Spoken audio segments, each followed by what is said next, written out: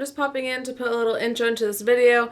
I was almost done editing it and then I realized there was no intro, so this video is how to make trendy baseball caps and like mom hats and dad hats, hats with patches, just kind of like quirky looking hats. Those are kind of hard to thrift for since you don't want to buy something that might have lice or other potential danger. I just think that these hats are like really cute and they're perfect for blocking the sun and I love them. So if you've seen Pokemon, you'll understand this. So without further ado, into the video. So I got all these baseball caps from Walmart and they're really cheap, and I got these studs and they just have the little prongs in the back so you can stick them into whatever you want.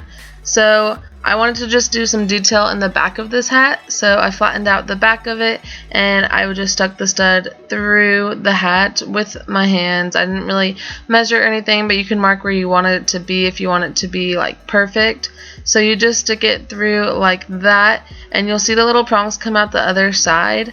And then I just used the thing of a chapstick to push the things down because it kind of hurts to do with your fingers.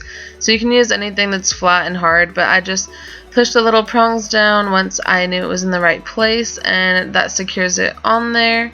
So it's pretty easy, and they're easy to pull out and put in a different place too if you mess up. So you can see it's secured on there now, and you can also get the ones that you just glue on if you don't want to take the time to put them on like this, but this way you know that they won't fall out or anything. So I just went through the process of putting all of them through, and it only took a couple of minutes and it was pretty easy to do, and I would just put some in and then unflip it and check my progress, and that's how it turned out in the end. And I think it's just a nice little detail to add to a plain hat, and it's really easy to do, so that was one of my favorites.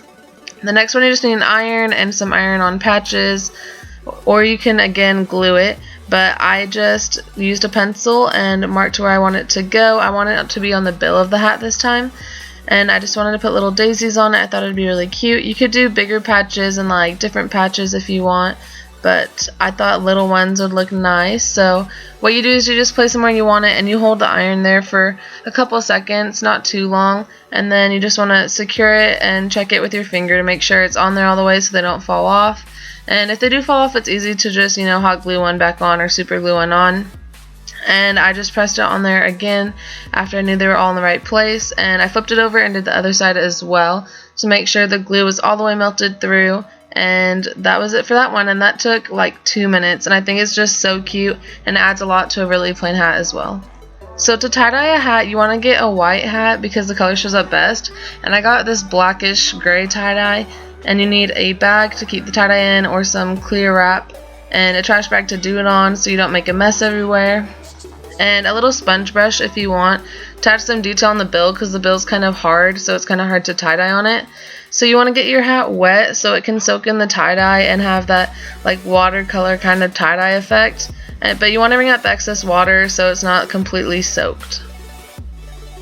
Then to do mine, I did a little bit of a spirally kind of thing, so I twisted it from the center, and then you just want to attach it with rubber bands and tie it up as tight as you can so that the tie-dye doesn't just soak through and make a plain hat. You want the tie-dye to show up. So I just secured my trash bag with some rocks and put some water in the tie-dye bottle. You can buy tie-dye kits like anywhere, so you can get as many colors as you want, but I just wanted one color on mine. And so I just squirted mine on randomly. You can cover it as much or as little as you want. The bill of the hat, though, you have to be kind of careful with what you're doing because it's hard to tie-dye the bill. So if you want it to show up a certain way, this is where you'd want to use the sponge brush. But I just wanted mine to be very abstract, so I just sprayed it on randomly and added a couple details with the brush at the end. I also tie-dyed a shirt to match the hat, and I just think it looks really cute, and I got lots of compliments on it, so if you want to try that too, you can. But once it was done tie-dyeing, I put it in a little bag to soak, and you usually want to soak it like overnight or something. And then the next day I rinsed both the things out. I just untied them, and make sure you wear gloves because if you don't, it stains your hands really bad. You can get it out with the nail polish remover, but it's still kind of hard. So once you're done, you want to rinse it out all the way and make sure the water is running clear so all the ink is out. It only takes a couple minutes to rinse it out since it's small, and then you can just go ahead and throw it in your dryer or dry it outside. Tie-dyeing it is honestly really easy, and I think it was one of the coolest ones I did. I hope y'all enjoyed this video. Definitely give it a thumbs up because I put a lot of effort into it. And comment below your YouTube channel names, your Instagram names, your Twitter names so I can follow you guys. And I'll see y'all next time. Bye!